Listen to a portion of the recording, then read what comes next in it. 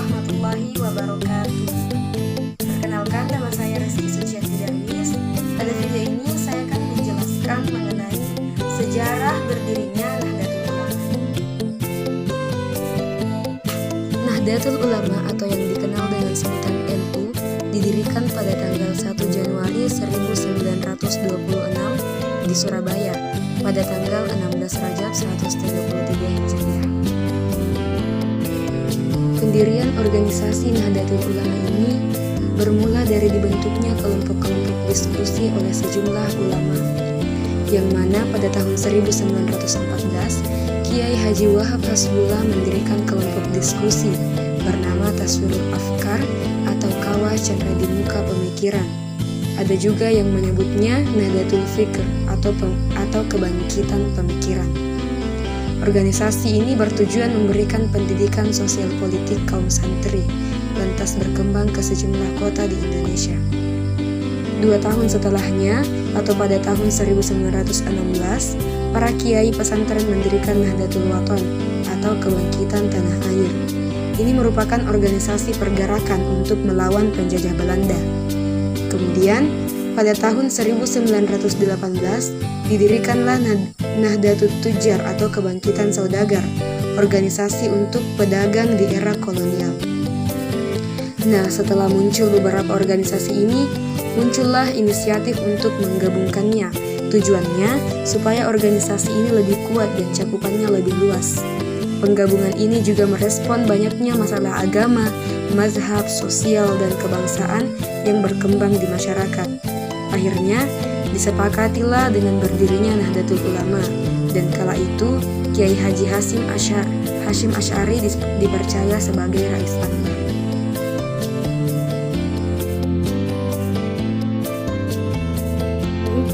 Saya akan menjelaskan Nahdlatul Ulama dalam pengembangan pendidikan di Indonesia.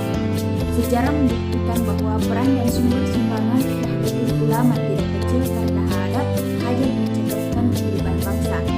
Sumbangan ini tampak lebih besar lagi jika kita lihat betapa lembaga pendidikan NU seperti pesantren, madrasah, atau sekolah NU yang didirikan secara tradisional atau prakarsa dan partisipasi masyarakat melalui semangat lillahi ta'ala sekarang dapat berkembang dengan pesat dan bahkan menjadi pilihan umat. Agus Maimun mengemukakan bahwa kita dapat saksikan betapa pendidikan NU mampu melayani kebutuhan pendidikan masyarakat dan menjangkau seluruh wilayah Indonesia yang belum dijangkau oleh sekolah umum melalui sistem sekolah konvensional atau sekolah universitas. Salah satu usaha NU untuk menciptakan konsisten dan keutuhan langkah perjuangannya dalam bidang pendidikan ialah menegaskan arah dan meletakkan landasan dasar kebijakan pengembangan program pendidikan di lingkungan NU. Model pendidikan NU dibentuk sedemikian rupa sehingga dapat memainkan peran khusus dalam rekonstruksi skripsi pendidikan nasional dan memberikan kontribusi yang berharga. Nahdlatul Ulama mendirikan Departemen Pendidikan dan tetap berada di bawah naungan NU yang disebut Lembaga Pendidikan Ma'arif Nahdlatul Ulama atau LP Ma'arif Nahdlatul Ulama. Lembaga ini merupakan salah satu perangkat administrasi di lingkungan PBB yang didirikan dalam rangka mewujudkan cita-cita pendidikan Nahdlatul Ulama. Lembaga ini beroperasi pada tingkat komitmen eksklusif regional, Dewan Konstitusi Cabang, dan Dewan Perwakilan Cabang yang menerapkan kebijakan pendidikan Republik Kazakhstan. Manajemen yang buruk dan fokus aktivis pada kegiatan politik pada tahun 1970-an berkontribusi bahwa pada lemahnya sistem manajemen pendidikan Nahdlatul Ulama, titik lembaga pendidikan ma'arif yang bertanggung jawab atas operasi dan pengolahan madrasah atau sekolah yang sejak awal pada tahun 1970-an prihatin dengan penurunan anggota dan organisasi ini. Saat itu 30% anggotanya keluar dari lembaga Nahdlatul Ulama. Nah, peran dan kontribusi tersebut terutama dapat dilihat yang pertama itu sistem pendidikan yang dikembangkan Nahdlatul Ulama ini bersifat mandiri, misalnya dalam pengolahannya, sehingga semangat kemandirian dapat memberikan kontribusi bagi pendidikan nasional yang berkembang. Yang kedua, perpaduan antara jiwa penggerak dan kehausan mengorganisasi diri. Imam Supriyago mengemukakan dalam perkembangannya, Nahdlatul Ulama menempatkan lembaga pendidikannya pada posisi strategis, yaitu sebagai lembaga pendidikan alternatif, posisi yang bersifat partisipasi, dan posisi komplementer. Oleh karena itu, penerapan ilmu dalam pendidikan sungguh amat kaya dan strategis.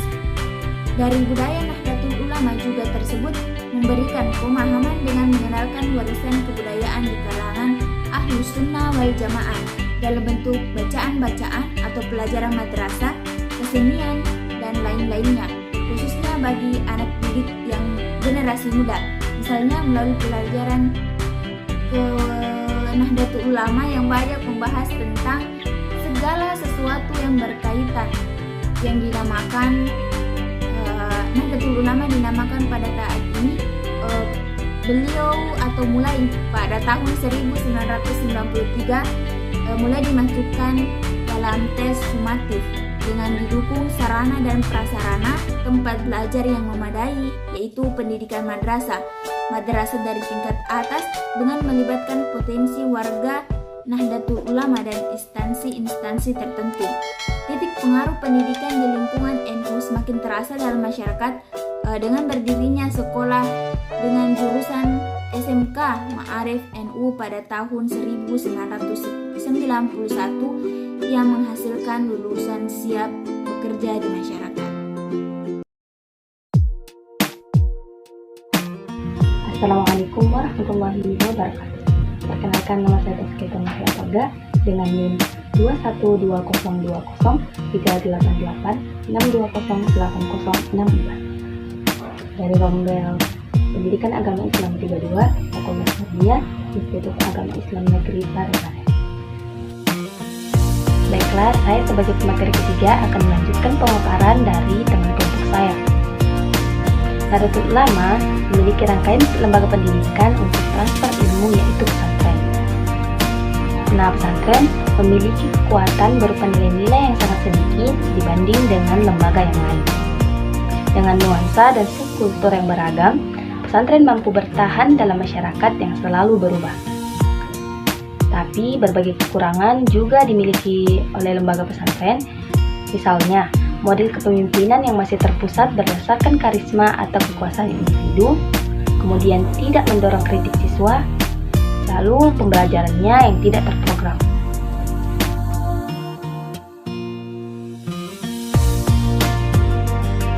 Upaya Nahdlatul Ulama di bidang pendidikan telah membuahkan hasil, di mana banyak sekolah Nahdlatul Ulama didirikan bahkan pada tahun 2000. Lembaga pendidikan Ma'arif bekerja sama dengan Ikatan Pelajar Nahdlatul Ulama mendapatkan penghargaan dari Museum Rekor Indonesia sebagai lembaga pendidikan Ma'arif Nahdlatul Ulama dengan jumlah lembaga pendidikan terbanyak, mulai dari tingkat dasar hingga tingkat menengah atas.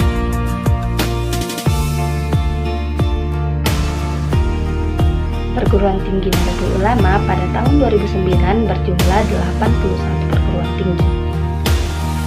Sebagaimana data pada tabel merupakan tanggung jawab Asosiasi Perguruan Tinggi Nahdlatul Ulama di bawah Lembaga Pendidikan Ma'arif.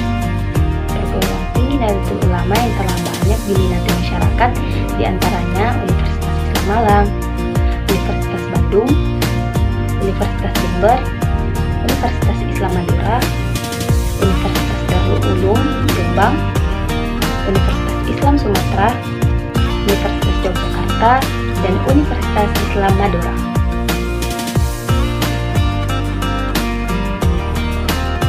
Berdasarkan apa yang telah saya jelaskan, bisa dilihat bahwa Nahdlatul Ulama dengan lembaga pendidikan Ma'arif benar-benar telah memberikan sumbangsi yang besar bagi pendidikan di Indonesia. Dengan berdirinya lembaga pendidikan yang sejalan dengan kemajuan zaman, dari jenjang pendidikan dasar hingga perguruan tinggi. Dengan bukti banyaknya lembaga pendidikan yang telah didirikan dengan binaan Nahdlatul Ulama, mulai dari lembaga pendidikan ma'arifnya, Nahdlatul Ulama telah membina sekitar 12.092 lembaga pendidikan mulai tingkat pondok pesantren, madrasah, sekolah, serta perguruan tinggi yang terbesar di seluruh wilayah Nusantara. Nahdlatul Ulama berkomitmen untuk lebih meningkatkan kualitas manajemen pengelolaan lembaga pendidikan dan sumber daya manusia di tengah pendidikan dan kependidikan di lembaga pendidikan ma'arif Nahdlatul Ulama. Jadi, kesimpulan dari materi kami yaitu setelah Nahdlatul Ulama resmi didirikan sebagai organisasi keagamaan pada tahun 1926, organisasi ini membentuk lembaga pendidikan yang diberi nama Lembaga Pendidikan Ma'arif Nahdlatul Ulama. Lembaga ini berfungsi sebagai pelaksana kebijakan Nahdlatul Ulama di bidang pendidikan dan pengajaran, baik formal maupun non-formal. Selain pondok pesantren, serta membentuk RMI atau Rabita Mahid Al-Islamiyah yang bertugas melaksanakan kebijakan Nahdlatul Ulama di bidang pengembangan sistem pendidikan dan pondok pesantren.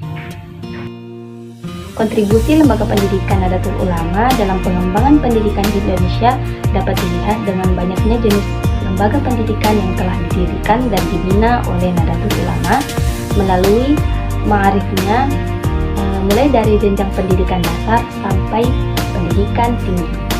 Nahdlatul Ulama telah membina sekitar 2.092 lembaga pendidikan berupa pondok pesantren, madrasah, sekolah, sesuai dengan sistem pendidikan yang tersebar di wilayah Nusantara. Baiklah, cukup sekian pemaparan materi dari kelompok kami mengenai Nahdlatul Ulama dan perannya pada pengembangan pendidikan Islam di Indonesia. Semoga bermanfaat untuk teman-teman sekalian. Saya bersedia masih apa bagi materi terakhir kami undur diri. Allahumma rahimna bil Quran, Allahumma lihil jannah bil Quran. Assalamualaikum warahmatullahi wabarakatuh.